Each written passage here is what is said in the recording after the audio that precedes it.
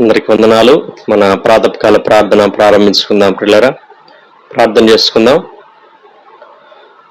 నీతిశూరుడా, న్యాయవంతుడా యేసయ్య, మీకే స్తుతులు స్తోత్రాలు వందనాలు చెల్లించుకుంటున్నాం. దేవా, మీరు మమ్మల్ని కాచి కాపాడి బలపరిచి భద్రపరిచి నడిపిస్తున్న విధానం అంతటి కొరకు స్తోత్రాలు వందనాలు చెల్లించుకుంటున్నాను. ఆయన దేవా, అవును ప్రభా, ఇశ్రాయేలును కాపాడువాడు కునుకుడు నిద్రపోడని వాగ్దానం చేసి వాగ్దానాలు నెరవేరుస్తున్నటువంటి గొప్ప దేవుడు మీరు. అందరి బట్టి మీకు స్తోత్రాలు చెల్లించుకుంటున్నాం. దేవా, మీరు మా జీవితాల్లో మా కుటుంబాల్లో చేస్తూ వస్తున్న ప్రతి మేలు ఉపకారములన్నిటి కొరకు మీ స్తోత్రాలు వందనాలు చెల్లించుకుంటున్నాను. ఆయన దేవా, మరి తండ్రి, మరొకసారి వేకువజామున మీ సన్నిధిని మేము వెతకడానికి మాకు అనుగ్రహించినటువంటి గొప్ప మనసు కొరకు మీ స్తోత్రాలు వందనాలు చెల్లించుకుంటున్నాను. ఆయన దేవా, మరి తండ్రి, మీ సన్నిధి నిల్చు స్థలం దేవా ప్రభా, మరి తండ్రి నాయన, మీ తేజో మహిమ నిలిచేటువంటి స్థలాన్ని దేవా ప్రభా, మరి తండ్రి, మేము ప్రేమించడానికి మాకు అనుగ్రహిస్తున్నటువంటి మంచి మనసు కొరకు మీ స్తోత్రాలు వందనాలు చెల్లించుకుంటున్నాం. దేవా, మేము మీలో మీరు మాలో దేవా మరి తండ్రి నాయన సంతోషంగా నిలిచి సాగిపోవడానికి కృప చూపిస్తున్న విధానం అంతటి కొరకు స్తోత్రాలు. ఇదిగో ప్రభా, మేము పాడుకునే పాటను మా కొరకు దీవించండి. మా స్తుతుల మీద మీరు ఆశీనులయ్యండి మనం ప్రార్థన చేస్తున్నాం. మీకు స్తోత్రాలు. అలాగే మరి తండ్రి ప్రభా, 91వ కీర్తన విశ్వాసంతో నిరీక్షణతో చదువుకునే సమయం అంతటిని కూడా మా కొరకు దీవించమని ప్రార్థన చేస్తున్నాం. స్తోత్రాలు. ఆయన మీ వాక్కులు గొప్పవి, మీ వాగ్దానాలు గొప్పవి. నాయన దేవా, కృప చూపించండి. దేవా, మేము ఎత్తిపట్టి చదువుతూ ఉండగా మా పక్షంగా, మా కుటుంబీకుల పక్షంగా, మరి తండ్రి, మేము ఇంకా ఎవరి పక్షంగా అయితే చదువుతున్నామో వాళ్ళందరి పక్షంగా, సంఘ పక్షంగా దేవా మరి తండ్రి, మీ వాక్కులు వాగ్దానాలు నెరవేర్చి మీ నామానికి మహిమ, మా అందరికీ క్షేమాన్ని కలుగు చేయమని ప్రార్థన చేస్తున్నాం. మీ స్తోత్రాలు. దేవా, రీతిగా నాయన మరి మీ వాక్యాన్ని వినే సమయం అంతటిని కూడా మా కొరకు దీవించమని ప్రార్థన చేస్తున్నాం. మీ పక్షంగా నిలబడబోయేటువంటి మా దైవజనుల్ని మరొకసారి మీ ఆత్మాభిషేకంతో నింపి బలంగా మీరు వాడుకోమని ప్రార్థన చేస్తున్నాం. మీ స్తోత్రాలు. ఆయన ఇదిలో గడిపేటువంటి కొద్దిపాటి సమయాన్ని మా కొరకు దీవించండి, ఆశీర్వదించండి. ప్రార్థనలు ఏకీపిస్తున్నటువంటి ప్రతి వ్యక్తి, ప్రతి బిడ్డ కొరకు, ప్రతి కుటుంబం కొరకు మీ స్తోత్రాలు వందనాలు చేయించుకుంటున్నాను. ఆయన దేవా, సమస్త ఘనత మహిమ ప్రభావాలు మీకు ఆరోపించుకుంటూ ముందున్న సమయం అంతటిని కూడా మా కొరకు దీవించమని యేసయ్య సర్వశక్తి కలిగిన నామములో స్తుతించి ప్రార్థన చేసి అడిగి వేడుకుంటున్నాం పరలోకపు తండ్రి. ఆమెన్. సమయంలో ఒక పాట పాడి దేవుని నామాన్ని మహింపరద్దాం. పిల్లరా, షారోన్ ఆత్మీయ గీతాల్లో నుంచి 252వ పాట పాడుకుందాం. విశ్వాసమునకు కర్త, దాన్ని కొనసాగించు వాడవు, యేసయ్యా గొప్ప దేవుడవు, యేసయ్యా గొప్ప దేవుడవు, గొప్ప దేవుడవు, మా గొప్ప దేవుడవు, గొప్ప దేవుడవు, మా గొప్ప దేవుడవు, విశ్వాసమునకు కర్త, దాన్ని కొనసాగించు వాడవు, యేసయ్యా గొప్ప దేవుడవు, యేసయ్యా గొప్ప దేవుడవు. కానాను యాత్రలో కలతలు చెందగా నీటిని రసముగా మార్చితివే, కానా విందులో కొరతలు తీర్చగా నీటిని రసముగా మార్చితివే, బహుతర తరములకు నైనా, బహుతర తరములకు నైనా మహిమ ఘనతకు యోగ్యుడవు, మహిమ ఘనతకు యోగ్యుడవు, గొప్ప దేవుడవు, మా గొప్ప దేవుడవు, గొప్ప దేవుడవు, మా గొప్ప దేవుడవు, విశ్వాసమునకు కర్త, దాన్ని కొనసాగించు వాడవు, యేసయ్యా గొప్ప దేవుడవు, యేసయ్యా గొప్ప దేవుడవు. గురిలేని నన్ను గుర్తించినావు, ఎనలేని ప్రేమను చూపించినావు, వెళ్ళలేని నాకు విలువనిచ్చినావు, విలువైన పాత్రగా నన్ను మలచినావు, సర్వయుగ యుగములకైనా సర్వయుగ యుగములకైనా ఆరాధనకు అర్హుడవు, ఆరాధనకు అర్హుడవు. గొప్ప దేవుడవు, మా గొప్ప దేవుడవు, గొప్ప దేవుడవు, మా గొప్ప దేవుడవు. విశ్వాసమునకు కర్త, దాన్ని కొనసాగించు వాడవు. యేసయ్యా గొప్ప దేవుడవు, యేసయ్యా గొప్ప దేవుడవు. యథా ప్రకారంగా 91వ కీర్తన చదువుకుందాం పిల్లరా. మహోన్నతిని చాటు నివసించేవాడే సర్వశక్తి నీడను విశ్రమించేవాడు. ఆయన నాకు ఆశ్రయము, నా కోట, నేను నమ్ముకును నా దేవుడని నేను యెహోవాని గూర్చి చెప్పుచున్నాను. వేటకాని ఊరిలో నుండి ఆయన నిన్ను విడిపించును, నాశనకరమైన తెగులు రాకుండా నిన్ను రక్షించును. ఆయన తన రెక్కలతో నిన్ను కప్పును, ఆయన రెక్కల క్రింద నీకు ఆశ్రయం కలుగును. ఆయన సత్యము కేడమును డాలునై ఉన్నది. రాత్రి వేళ కలుగు భయమునకైనను, పగటి వేళ ఎగురు బాణమునకైనను, చీకటిలో సంచరించు తెగులునకైనను, మధ్యాహ్నమందు పాడుచి రోగమునకైనను నీవు భయపడుకుందువు. నీ ప్రక్కన 1000 మంది పడినను, నీ కుడి పక్కన 10,000 మంది కూలినను అపాయం నీ వద్దకు రాదు. నీవు కన్నులారా చూచుండగా భక్తిహీనులకు ప్రతిఫలం కలుగును. యెహోవా నీవే నా ఆశ్రయము అని నీవు మహోన్నతుడైన దేవుని నీకు నివాసస్థలముగా చేసుకుని ఉన్నావు. నీకు అపాయం ఏమీ రాదు, ఏ తెగులును నీ గుడారము సమీపించదు. నీ మార్గములన్నిటిలో నిన్ను కాపాడుటకు ఆయన నిన్ను గూర్చి తన దూతలకు ఆజ్ఞాపించును. నీ పాదములకు రాయి తగలకుండా వారిని తమ చేతుల మీద ఎత్తిపట్టుకుందరు. నీవు సింహములను, నాగుపాములను త్రొక్కెదవు, కొదమ సింహములను, భుజంగములను అనగద్రొక్కెదవు. అతను నన్ను ప్రేమించున్నాడు గనుక నేను అతన్ని తప్పించదను, అతడు నా నామం విరిగిన వాడు గనుక నేను అతని గనపరచదను. అతడు నాకు మొరపెట్టగా నేను అతనికి ఉత్తరమిచ్చదను, శ్రమలో నేను అతనికి తోడై ఉండదను. అతను విడిపించి అతన్ని గొప్ప చేసేదను, దీర్ఘాయు చేత అతనిని తృప్తిపరచదను, నా రక్షణ అతనికి చూపించదను. ఆమెన్. సమయంలో మనం దేవుని వాక్యం విన్న ప్రియులారా, దైవజనులు ప్రోదాశంకులు గారు వచ్చి మనకు దేవుని వాక్యాన్ని అందిస్తారు. ఆమోసు గ్రంథం 8వ అధ్యాయం 11, 12 వచనాలు.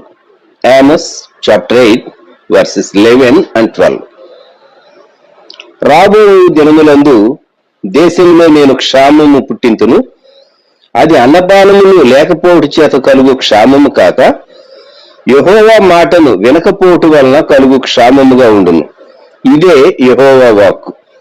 కాబట్టి జనులు యెహోవా మాట వెదకుటకై ఈ సముద్రం నుండి ఆ సముద్రం వరకును, ఉత్తర దిక్కు నుండి తూర్పు దిక్కు వరకును సంచరించుదురు గాని అది వారికి దొరకదు. ప్రార్థన.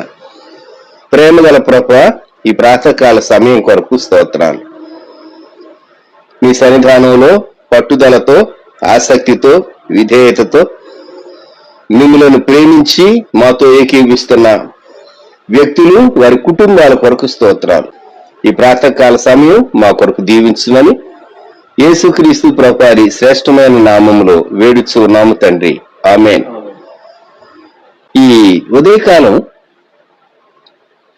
ఆమోసు గ్రంథం నుండి మనం చదువుకున్నటువంటి వాక్యంలోనికి వెళ్తాను. 2 విధాలైనటువంటి కరువులను గూర్చి ఈ ఉదయకాలం మనం మాట్లాడుకోబోతున్నాం. ఒకటి ఆహార కొరత, రెండోది వాక్య కరువు. ఆహారం లేనందువల్ల వచ్చేటటువంటి కరువు. ఆమోసు గ్రంథంలో మనం చదివినటువంటి కరువు వాక్యము కొరకైనటువంటి కరువు.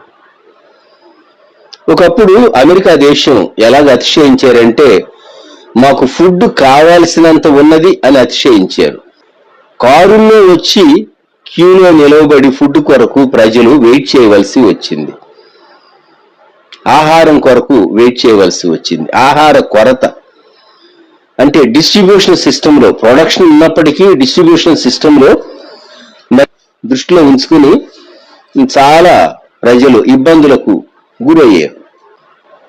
ఆహార కొరత లేక కరువు. బైబిల్ గ్రంథంలో కరువును గూర్చి చాలా సంగతులు, చాలా సందర్భాలు వ్రాయబడి ఉన్నవి, కానీ కొన్ని నేను మీకు జ్ఞాపకం చేస్తాను. ఆదికాండ గ్రంథం 12వ అధ్యాయంలో 10వ వచనంలో, అప్పుడు ఆ దేశంలో కరువు వచ్చెను, ఆ దేశంలో కరువు భారముగా ఉన్నందున అబ్రాము ఐగుప్తు దేశములో నివసించుటకు అక్కడికి వెళ్ళాను. బేతెలుకు ఆయికి మధ్య గుడారం వేసుకున్నటువంటి అబ్రహాము ఇంకా గుడారాల్లోనే నివసిస్తూ దక్షిణ వైపు ప్రయాణం చేస్తూ తాను వెళ్ళేటటువంటి యాత్ర కాలంలో కరువు వచ్చింది. సో మన యాత్ర జీవితంలో దేవుని చిత్తంలో మనం ఉన్నప్పటికీ కొన్నివారు కరువు వస్తుంది. ఏదో టెంపరీగా ప్రాణాలు కాపాడుకోవటానికి, కరువులో నశించిపోకుండా ఉండటానికి వారు ఐగుప్తుకు వెళ్ళారు. అక్కడ ఐగుప్తులో సమస్య వచ్చింది, అది వేరు విషయం. వారు ఐగుప్తుకు వెళ్ళారు కరువును బట్టి. మనము ఆదికాండం 41వ అధ్యాయంలో చూస్తే దేవుడు ఐగుప్తుకు కరువు వస్తుందని విగ్రహారాధికుడు అయినటువంటి ఐగుప్తు రాజుకు దేవుడు చూపించాడు. ఈజిప్ట్ లో నైల్ నది చాలా విశాలమైనటువంటి నది. గోదావరి నది రాజమండ్రి దగ్గర ఎంత చక్కగా విశాలంగా కనబడుతుందో, అలాగే నైలు నది చాలా విశాలమైనటువంటి నది. నైలు నదిని బట్టి ఆ ప్రాంతాలంతా చాలా సారవంతమైనటువంటి ప్రాంతాలుగా ఉన్నాయి. నైల్ నది పైన క్రూయిజ్, హోలీ ల్యాండ్ టూర్కి వెళ్ళినప్పుడు మీరు దానిలో పార్టిసిపేట్ చేయొచ్చు, ఈజిప్ట్కి వెళ్ళినప్పుడు. మరి ఐగుప్తులో కరువు ఎందుకు వచ్చింది, ఎందుకు రాబోతుంది, దేవుడు ఎందుకు రాజుకు చూపించాడు అని ఆలోచిస్తే దేవుడు కొన్ని అలౌ చేస్తాడు. God allows. దేవునికి ఒక ప్రణాళిక ఉంటుంది, గుర్తుంచుకుందాం మనం. ఇంత సమృద్ధి కలిగినటువంటి దేశంలో మా కరువు వస్తుందా? వస్తుంది. కొన్నిమార్లు మనం ఊహించినటువంటి పరిస్థితుల్లో నుండి మనం వెళ్ళవలసి వస్తే అప్పుడు మనకు ఆహారం యొక్క విలువ కూడా బాగా అర్థమవుతుంది. ఇంట్లో పిల్లలకు మనం చాలా అవి ఇవి తల్లి తయారు చేసి పెడితే అంత ఇష్టంగా తినరు. కొన్నిమార్లు వదిలివేస్తారు, వేస్ట్ చేస్తూ ఉంటారు. అది బాగలేదు, ఇది బాగలేదు అంటారు. చాలా గంటల ప్రయాణం చేయవలసి వచ్చినప్పుడు మీరు IRTC క్యాటరింగ్ సర్వీస్ వాళ్ళకు ఆర్డర్ ఇచ్చి ఫుడ్ తెప్పించుకుంటారు చూడండి. అప్పుడు ప్రతి ఐటెం చాలా జాగ్రత్తగా తింటారు. ఎందుకు? అది పరిమితంగానే ఇన్ని గ్రాములని వాళ్ళు సప్లై చేస్తారు. ఒకవేళ ఈ రోజుల్లో ఆన్లైన్లో ఆర్డర్ ఇస్తే స్టేషన్కి వచ్చి వాళ్ళు మీకు మీ కంపార్ట్మెంట్ దగ్గర డెలివరీ ఇచ్చి వెళ్ళేటటువంటి సిస్టమ్స్ కూడా ఈ రోజుల్లో డెవలప్ అయినాయి. అయితే ఆహార పదార్థాలు కొరత అనేది ఖచ్చితంగా వస్తుంది. God allows. ఇక్కడ ఐగుప్తు దేశంలోనికి కరువు రాకముందే దేవుడు కరువు వస్తుంది, అసలు కరువు రాకముందు సమృద్ధి ఉంటుంది అని దేవుడు చూపించాడు. అది అద్భుతం. విశ్వాస జీవితంలో రెండు విషయాలు నేర్చుకోవాలి మనం. ఏది సమృద్ధి కాలం, ఏది కరువు కాలం. మరలా చెప్తున్నాను, మనం ఇప్పుడు ఉన్నటువంటి దినాలు సమృద్ధి దినాల, కరువు దినాల, అది మనము గ్రహించగలిగితే నువ్వు చాలా బెనిఫిట్ అవుతావు. పిల్లలు చిన్నవాళ్లుగా ఉన్నారు. పిల్లలు చిన్నవాళ్లుగా ఉన్నప్పుడు కొన్ని ఖర్చులు ఉంటాయి, కానీ ఇంకా ఎదిగి పెద్దవారైన తర్వాత అయ్యే ఖర్చుల కంటే ఈ ఖర్చులు కొంత తక్కువగా ఉంటాయి. పిల్లల స్కూల్స్ కొరకు, అడ్మిషన్స్ కొరకు చాలా ఖర్చు అవుతుంది ఈ రోజుల్లో, కాదని చెప్పను. చిల్డ్రన్ కొరకు వ్యాక్సినేషన్ కొరకు కానివ్వండి, వారు కోరుకునేవన్నీ తెచ్చివ్వటానికి కానివ్వండి ఖర్చు అవుతుంది. కానీ కంపారిటివ్గా ఇంకా వారు ఎదుగుతూ ఉండే కొలది వారి కొరకు అయ్యే ఖర్చులతో పోల్చుకుంటే బిడ్డలు చిన్నవారిగా ఉన్నప్పుడు ఖచ్చితంగా పేరెంట్స్ వారి ఆదాయంలో నుండి ఎక్కువ పొదుపు చేయగలరు. అది సమృద్ధి కాలం. బిడ్డలు ఎదిగి ఎంత పెట్టినా తినేటటువంటి, ఎంత మీరు వారి కొరకు వాడినా ఇంకా నీడి కనిపించేటటువంటి, ఎంతైనా వారి కొరకు ఖర్చు పెట్టేటటువంటి కాలం వస్తుంది. అప్పుడు మనం ఎదుక్కుంటే మనము చాలినంతగా వారి కొరకు సేవ్ చేయలేదు అని అనిపిస్తుంది. సమృద్ధిగా మీరు విత్తితే సమృద్ధిగా కోస్తారు, కొంచెంగా మీరు విత్తితే కొంచెంగానే కోస్తారు. అది లోకంలో కనిపించేది. అలాగే ఆధ్యాత్మిక జీవితంలో కూడా ఈ సత్యం మనము గ్రహించాలి. The principle of sowing and reaping. మనం మేలు చేస్తే మనకు మేలు కలుగుతుంది. గుర్తుంచుకుందాం. ఇక్కడ ఐగుప్తు దేశాన్ని గురించి ఫరోకు కల వచ్చింది. ఫరోకి ఎందుకు కల వచ్చింది? ఫరోకు కల వచ్చి ఫరో డిస్టర్బ్ కావాలి, జోసెఫ్ చెరలో నుండి బయటకు రావాలి, కల భావాన్ని తాను వివరించాలి. జోసెఫ్ని ఈజిప్ట్ లో ఒక గొప్ప ప్లేస్ లో కింగ్ తర్వాత నెక్స్ట్ ప్లేస్ లో ఈయన అపాయింట్ చేయాలి. వాగ్దాన భూమి నుండి యాకోబు తన జనాంగం అంతటితో కదలి ఈజిప్టుకు రావాలి. వారు ఐగుప్తులో నివసించాలి. దేవుడు అబ్రహాంతో ముందే చెప్పాడు, తమది కాని దేశంలో నీ సంతానం వారు ఇన్ని సంవత్సరాలు నివసిస్తారు, మళ్ళా నేను ఇక్కడికి ఈ దేశాన్ని తీసుకుని వస్తాను. God has got a wonderful plan.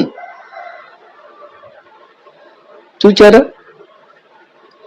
దేవుడు ముందు 7 సంవత్సరాలు సమృద్ధి ఇచ్చి ఆ తర్వాత 7 సంవత్సరాలు కరువు సంవత్సరాలు వస్తాయని రాజు అయినటువంటి ఫరోకు చూపించాడు. అది తనకు అర్థం కాలేదు, కొంత డిస్టర్బ్ అయ్యాడు. అక్కడ ఐగుప్తు యొక్క శకునగాండ్రు వారెవరు మరి సరైనటువంటి భావాన్ని వారు చెప్పలేకపోయారు. కనుక విద్వాంసులు ఆదికాండం 41:8 తెల్లవారినప్పుడు అతని మనస్సు అంటే రాజైన ఫరో మనస్సు కలవరపడిన గనుక అతడు ఐగుప్తు శకునగాండ్రనందరినీ అక్కడి విద్వాంసులనందరినీ పిలువనంపి ఫరో తన కలలను వివరించి వారితో చెప్పాను గాని ఫరోకు వాటి భావము తెలుపగలవాడెవడును లేకపోయాను. కారణం ఏమి? గత సంవత్సరాల్లో ఎప్పుడు ఇంత సమృద్ధి ఆ తర్వాత కరువు వచ్చినటువంటి ట్రాక్ రికార్డు ఈజిప్టుకు లేదు. ఊహించాలన్నా కూడా వారి జ్ఞానానికి అందదు. ఏదో ఎస్టిమేషన్ వేసి చెప్పాలి అంటే వారు దైవ జ్ఞానం కలిగినటువంటి వారు కాదు. దైవ జ్ఞానం కలిగినటువంటి వ్యక్తి, దేవుని ఆత్మ కలిగినటువంటి వ్యక్తి, ప్రత్యక్షత కలిగినటువంటి వ్యక్తి. ఎందుకంటే 41:37లో ఫరో ఈ మాట అన్నాడు. ఆ మాట ఫరో దృష్టికి అతని సమస్త సేవకుల దృష్టికి యుక్తమైండెను గనుక అతడు తన సేవకులను చూచి ఇతని వలె దేవుని ఆత్మగల మనిషిని కనుగొనగలమా అని అనెను. ఇతని వలె దేవుని ఆత్మగల మనుష్యుని. ఎంత అద్భుతమైనటువంటి మాట అండి. నిజంగా మనల్ని చూచినటువంటి వారు నిన్ను చూచినప్పుడు ఈ బిడ్డ దేవుని బిడ్డ, యేసుక్రీస్తు ప్రభువుని విశ్వసించిన బిడ్డ, వీరు మనకంటే చాలా తేటగా చూడగలరు, చాలా చక్కగా సలహా ఇవ్వగలరు. వారి యొక్క ఆలోచనలు మిగిలినటువంటి వారి ఆలోచనల కంటే మంచివి గాను శ్రేష్టమైనవి గాను అవి క్షేమకరమైనవి గాను ఉంటాయి అని చెప్పేసేసి నిన్ను గురించి ఇతరులు అలా సాక్ష్యం ఇవ్వగలుగుతూ ఉన్నారా? ఈజిప్టుకు కరువు రాబోతూ ఉంది. చక్కని సలహా చెప్పాడు. ఈ కరువులో నుండి రాబోయేటటువంటి నీవు చెప్తూ ఉన్నటువంటి కరువు వస్తే జోసెఫ్ ఏమి చేయాలి అని ఫరో అడుగక మునిపే 33వ వచనంలో ఇలాగ వ్రాయబడింది. కాబట్టి ఫరో వివేక జ్ఞానములు గల ఒక మనిషిని చూచుకొని ఐగుప్తు దేశం మీద అతన్ని నియమింపవలెను. ఫరో అట్లు చేసి ఈ దేశం పైన అధిపతులను నియమించి సమృద్ధిగా పంట పండు 7 సంవత్సరములలో ఐగుప్తు దేశమంతటను 5వ భాగము తీసుకొనవలెను. 35వ వచనం. రాబోవు ఈ మంచి సంవత్సరములలో దొరకు ఆహారమంతయు సమకూర్చి ఆ ధాన్యం ఫరో చేతికి అప్పగించి ఆయా పట్టణములలో ఆహారమునకై భద్రము చేయవలెను. ఫుడ్ కార్పొరేషన్ యొక్క గోడౌన్స్ మీరు చూచిన, సెంట్రల్ వేర్ హౌసింగ్ కార్పొరేషన్ వాళ్ళ గోడౌన్ చూసినా మీకు ఎవరు జ్ఞాపకం రావాలి అంటే జోసెఫ్ జ్ఞాపకం రావాలి. ఈ కాన్సెప్ట్ గవర్నమెంటే ఆహార పదార్థాలు సమీకరించి చక్కగా పాడవకుండా నిల్వ ఉంచేటటువంటి ఒక మంచి పద్ధతి. జోసెఫ్ దేవుని ఆత్మ కలిగిన వాడుగా ఫరోకు సలహా ఇచ్చాడు. ఈ క్రైసిస్ నుంచి రాబోయే మీరు చెప్పేటటువంటి క్రైసిస్ నుండి మేము తప్పించుకోవాలంటే ఏం చేయాలని ఫరో అడుగక మునిపే ఆ రాజ్యానికి ఏం సంభవించబోతుందో, ఆ సంభవించేటటువంటి సమస్యల్లో నుండి వారు ఎలాగో బయటకు రాగలరో దేవుని ఆత్మజ్ఞానం కలిగినటువంటి వాడుగా జోసెఫ్ ఐగుప్తు రాజు అయినటువంటి ఫారోతో తాను చెప్పాడు కరువును గుర్చి. అందుకే అతనినే నియమించారు. ఈ రోజుల్లో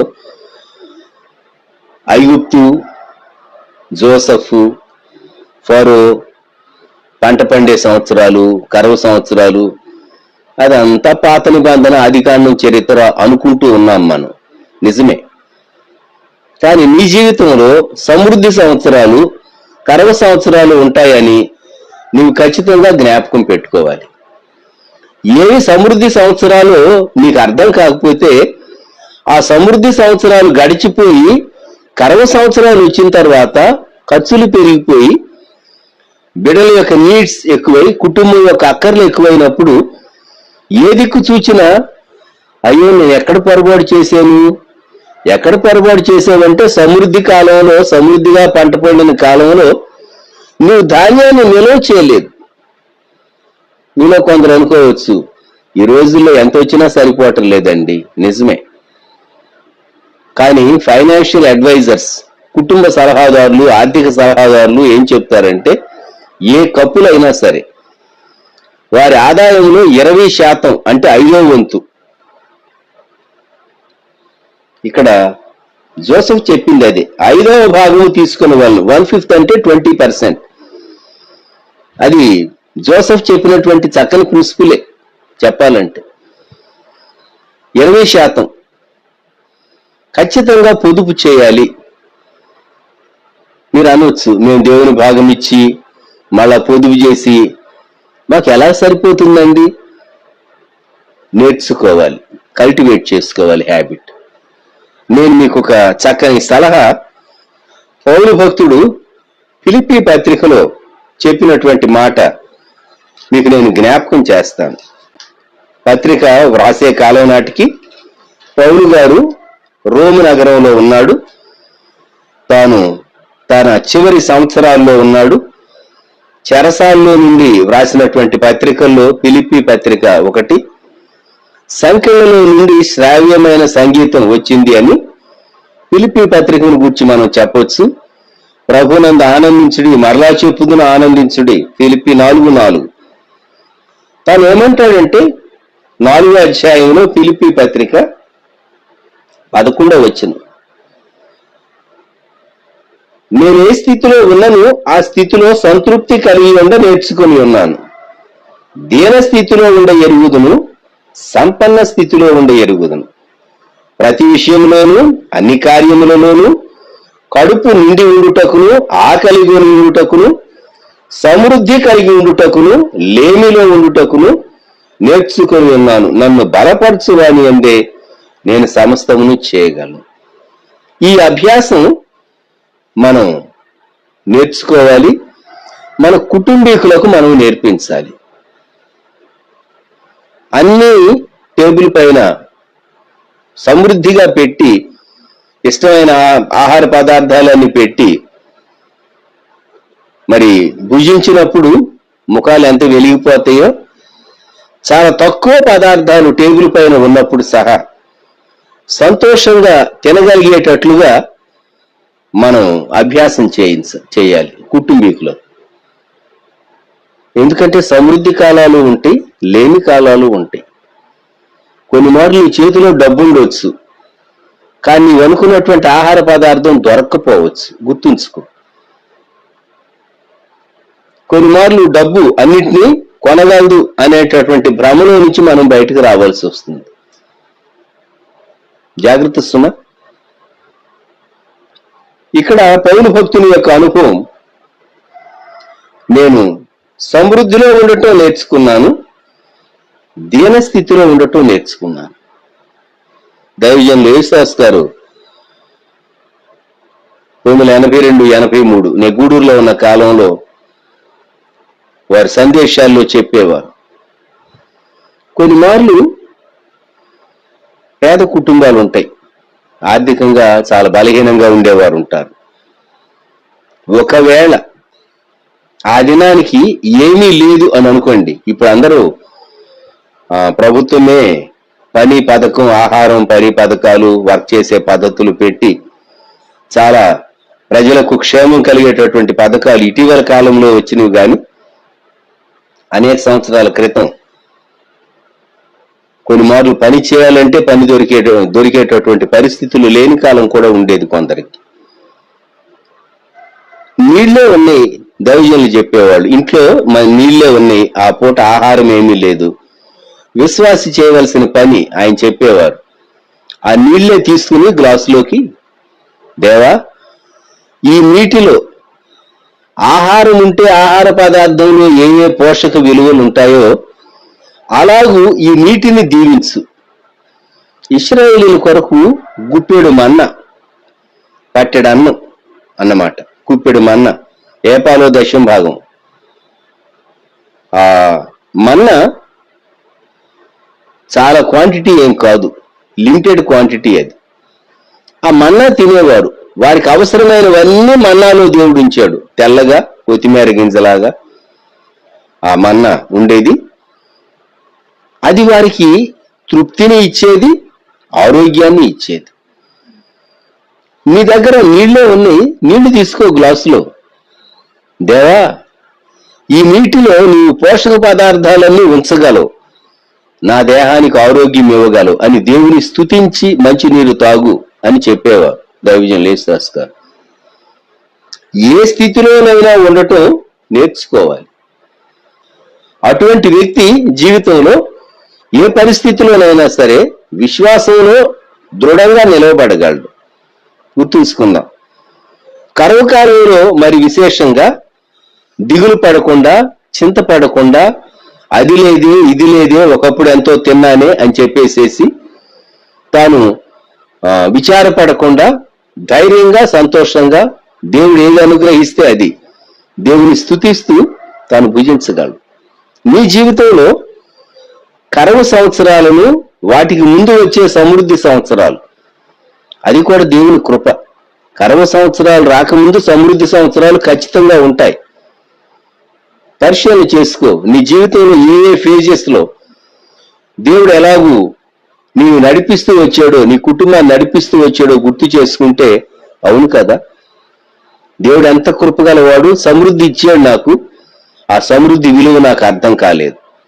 ఇప్పుడు కరువు వచ్చింది, ఇప్పుడు ఇబ్బంది పడుతున్నా. చాలా ఆలస్యంగా కొందరికి జ్ఞానోదయం కలుగుతూ ఉంటుంది.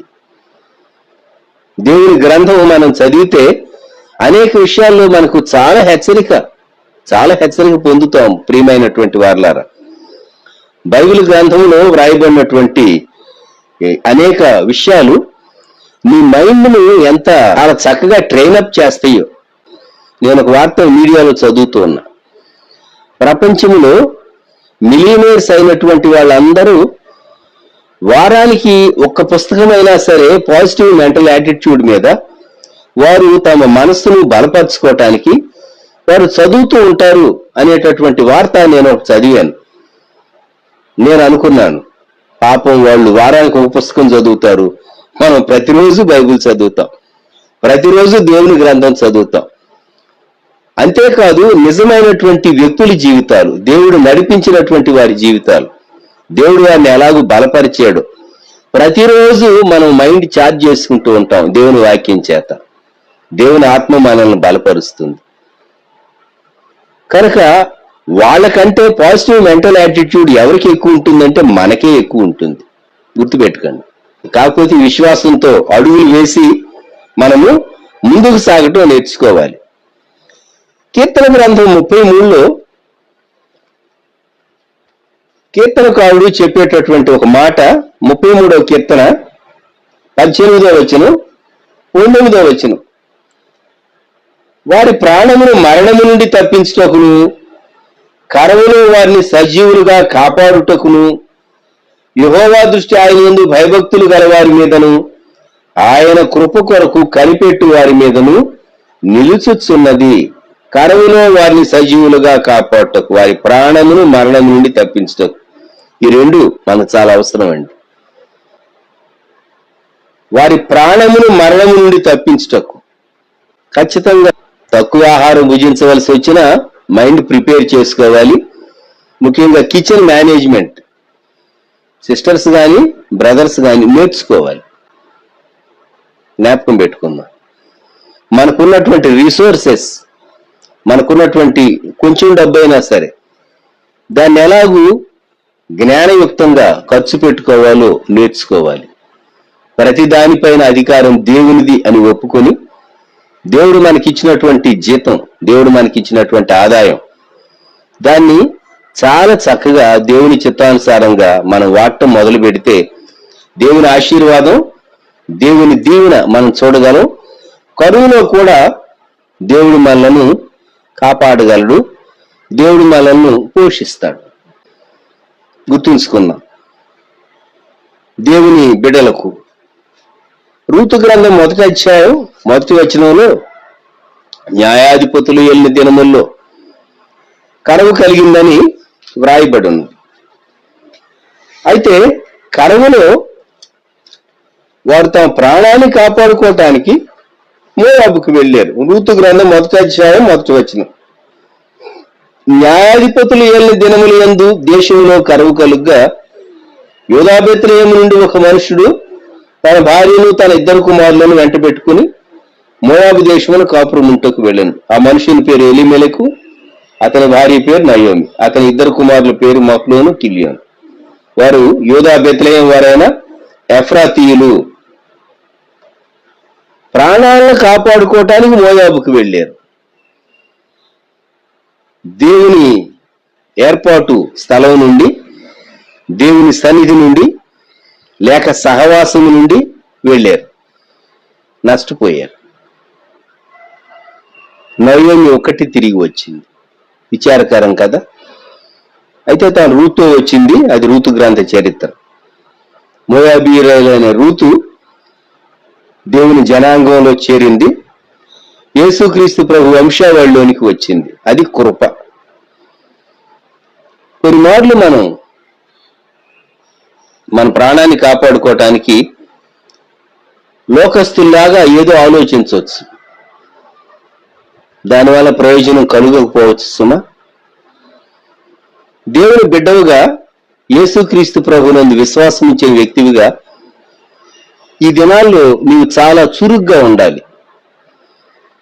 చాలా అలర్ట్ గా ఉండి, దేవా నేను ఈ దినాల్లో నన్ను, నా కుటుంబాన్ని, నాకు కలిగినటువంటి వారిని ఎలాగూ కాపాడుకోవాలి అని చాలా అలర్ట్ గా ఉండాలి. సమూయేలు 2వ గ్రంథంలో 21వ అధ్యాయం, దావీదు కాలంలో కరువు కలిగింది. 2వ సమూయేలు 21 మొదటి వచనం. దావీదు కాలంలో 3 సంవత్సరములు విడవకుండా కరువు కలుగగా దావీదు యెహోవాతో మనవి చేశాను. ఎప్పుడైనా సరే ఒక సమస్య వస్తే కొంతమంది స్నేహితుల దగ్గరికి వెళ్తారు, కొంతమంది మారు మనసు లేని బంధువుల దగ్గరికి వెళుతూ ఉంటారు. కొన్ని మార్లు దేవుని బిడ్డలమై ఉండి కూడా దేవుని వాక్యం దగ్గరకు, లేకుంటే ప్రార్థనలోనికి గదిలోనికి వెళ్ళి దేవుని చిత్తం కొరకు పెనుగులాడి తెలుసుకోకుండా కొన్నిసార్లు లోకస్తులు ఏదో చెప్తారు. లోకస్తులు చెప్పేవన్నీ మంచివి కావని నేను అన్నండి. లోకస్తులు వారి జ్ఞానాన్ని బట్టి, వారి అనుభవాన్ని బట్టి, జరుగుతున్నటువంటి పరిస్థితులను బట్టి వారు చెప్తారు. అది దేవుని చిత్తానికి సరిపోతే చేయాలి, దేవుని చిత్తానికి సరిపోకపోతే తీసి పక్కన పెట్టాలి. వారిచ్చిన సలహా ఎంత మంచిగా కనిపించినా గుర్తుపెట్టుకుందాం. కొన్ని మార్లు ఇటువంటి విషయాల్లో మనం పొరపాటు చేయకూడదు. దావీదు కాలంలో 3 సంవత్సరాలు వరుసగా, మొదటి సంవత్సరం ఏదో కరువు వచ్చిందిలే, కరువులు అనేవి కూడా వస్తూ ఉంటాయి కదా అనుకుని ఉంటాడు. రెండో సంవత్సరం మరలా కరువు వచ్చింది. అరే ఈ సంవత్సరం కూడా కరువు వస్తుందంటే పంటలు పండలేదు, వర్షాలు లేవు. అసలు వాగ్దాన దేశంలో వర్షాలు చాలా తక్కువ ఉంటాయి, స్కాంటీ రెయిన్.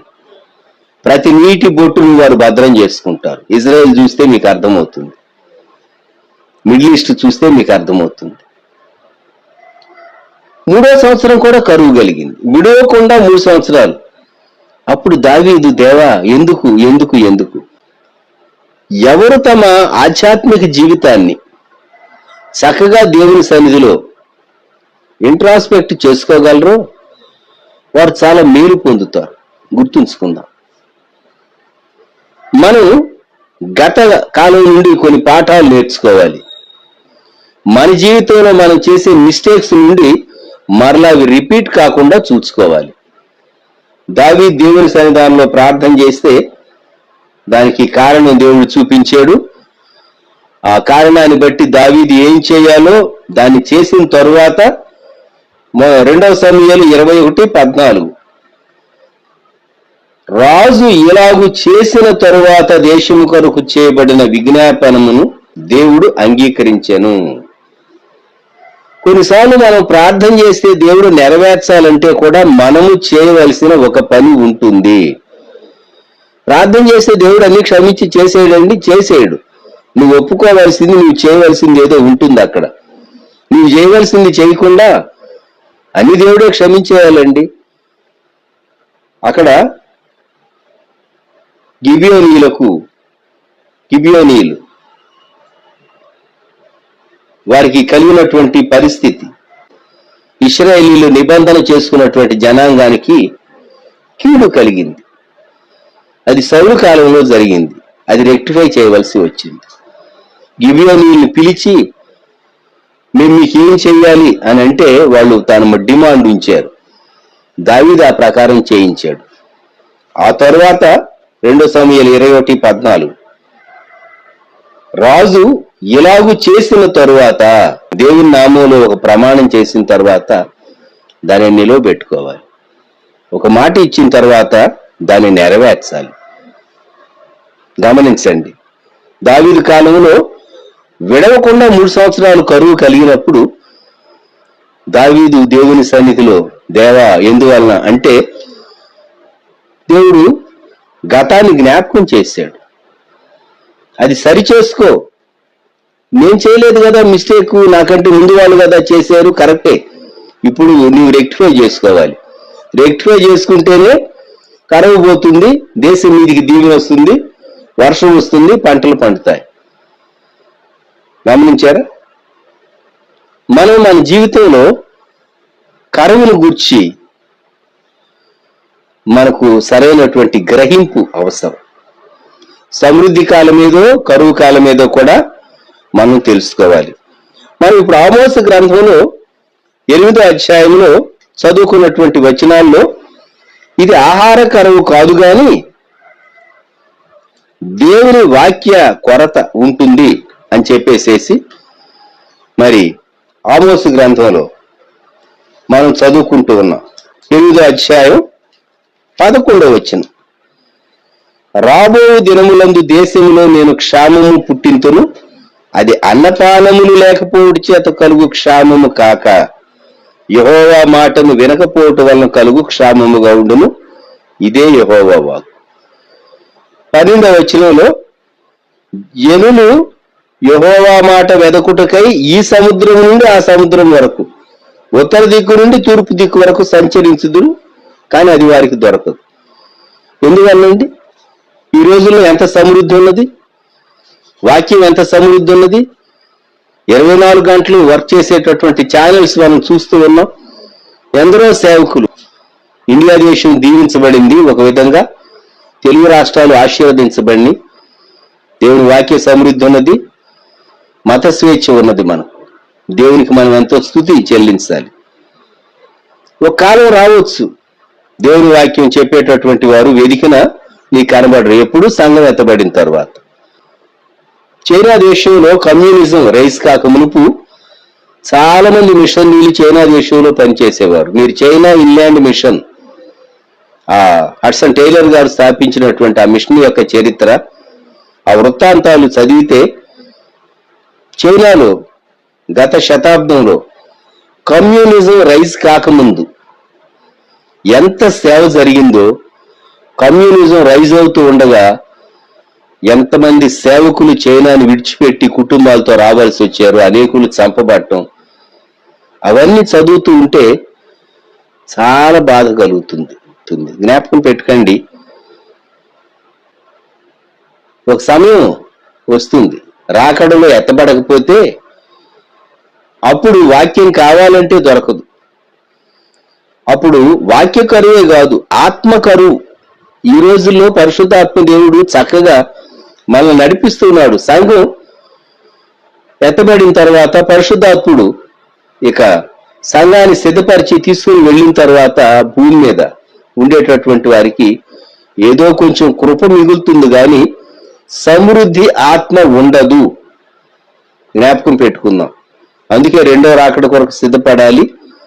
ఈ వైరసెస్, పెస్టిలెన్సెస్, ఇవన్నీ మనకేం జ్ఞాపకం చేస్తూ ఉన్నామంటే రాకడ సమీపంగా ఉన్నది అని జ్ఞాపకం చేస్తూ ఉన్నాం. మన చుట్టూ జరిగే పరిస్థితులను బట్టి రాకడ అతి సమీపంగా ఉన్నది, మనం అనుకున్న దానికంటే అతి సమీపంగా ఉన్నది అని మనము జ్ఞాపకం చేసుకుని ప్రభువును స్తుతిస్తూ విశ్వాస యాత్రలో మనము కుటుంబాలుగా సాగిపోవటం చాలా అవసరం. మనిషి గ్రహాల్లో పోయి ఇల్లు కట్టుకుంటానని అనుకోవచ్చు, దేవుడు పడద్రోస్తాడు సుమా. మనిషే, మనం మట్టి మనుషులు. జ్ఞాపకం పెట్టుకుందాం. దేవునికి భయపడాలి, దేవుని చిత్తానికి లోబడాలి, దేవుని ప్రేమించాలి.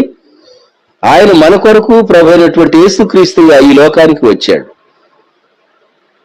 సువార్తను అంగీకరించాలి, మారు మనసు పొందాలి, భక్తిని కట్టుకోవాలి.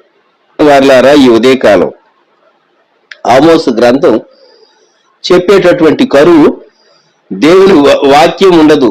అది ర్యాప్చర్ తరువాత, సంఘం ఎత్తబడిన తరువాత. జ్ఞాపకం పెట్టుకుందాం. దేవుడు ఇప్పుడు సమృద్ధి కాలం ఇచ్చాడు. సమృద్ధి కాలంలో వాక్యాన్ని కూర్చుకుని రాకడ కొరకు సిద్ధపడాలి. ప్రభు మనల్ని బలపరిచి తన రాకడ కొరకు, రాజ్యం కొరకు ఆయన ఆయత్తపరచును గాక. దేవునికి స్తోత్రం. ప్రార్థన చేసుకుందాం. ప్రేమగల మా తండ్రి, పరిశుద్ధ ప్రభువా, గొప్ప దేవా, మా రక్షక, మహోన్నతుడా, సజీవుడా, మీకు వందనములు, స్తుతులు, స్తోత్రములు. ఈ ప్రాతకాల సమయంలో చురుకుగా మీ సన్నిధానంలో ఏకీవించిన బిడ్డల కొరకు స్తోత్రాలు. లైవ్ చాట్ లోనికి ఎవరు వచ్చారో వారి కొరకు వందనాలు. లైవ్ చాట్ లోకి రాకుండా ఎవరైతే వ్యూ చేస్తూ ఉన్నారో ఆ బిడ్డలను బట్టి మీకు వందనాలు చెల్లిస్తున్నాం. అలాగే ఈ దినం ఇతర సమయాల్లో తండ్రి ఈ ఛానల్ వీక్షించేటటువంటి బిడ్డలు, కుటుంబాల కొరకు స్తోత్రాలు. వారందరినీ దీవించండి. ఈ సమయంలో లైవ్ చాట్ లోకి రాకున్నా హైదరాబాద్ నుండేమి, సుళ్ళూరుపేట, పలు ప్రాంతాలు, పలు భాగాల నుండేమి తండ్రి ఇతర రీతులుగా వారు టీవీ కనెక్ట్ చేసుకుని ఎవరైతే వాక్యం వింటున్నారో ఆ కుటుంబాల కొరకు స్తోత్రాలు. దేవా, మీ బిడ్డలు సంఘానికి చెందిన వారు ఎవరు బలహీనులుగా ఉన్నారో వారిని దయతో మీరు జ్ఞాపకం చేసుకుని మీరు మా పక్షంగా గొప్ప కార్యములు చేసి బలపరచమని బలిష్టమైన మీ హస్తాలకు మమ్మల్ని అప్పగించుకుంటూ స్తుతిస్తూ చేస్తున్న బిడ్డలు వారి కుటుంబాలను దీవించమని షారోన్ సంఘములకు బ్రాంచెస్ కు క్షేమాన్ని కలిగించమని యేసుక్రీస్తు ప్రభు వారి శ్రేష్టమైన నామంలో ప్రార్థించి స్తుతించి వేడుచున్నాము తండ్రి, ఆమెన్. మన ప్రభు అయిన యేసుక్రీస్తు వారి కృప, దేవుని ప్రేమ, పరిశుద్ధాత్ముని అన్యోన్య సహవాసం సదాకాలం సంఘమునకు తోడై ఉండును గాక. ఆమెన్.